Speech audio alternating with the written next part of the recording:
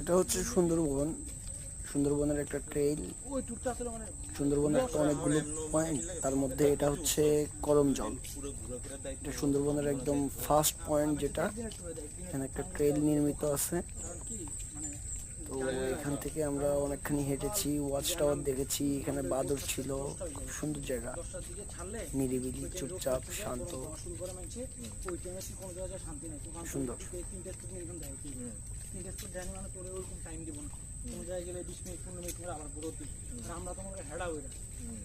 আমরা হেরে কইছিলাম আমরা আইলে কাপড় চাম গেছি যে আমরা খালি এক জায়গায় বোট রাখা খালি ডুবাইছি মনে 3-3.5 ঘন্টা ফয়সালের বউ ইন্ডিয়ার বর্ডারে যেতে থেকে আস্তে আস্তে ওই টিউব একটা মধ্যে দিয়ে আর বউ ঘুমায় গেছে টিউব যেতে থেকে ইন্ডিয়ার বর্ডার ওরা আবার তোমরা ওটা পড়ায় পর ওই বই আবার আইছে নিজে নিজে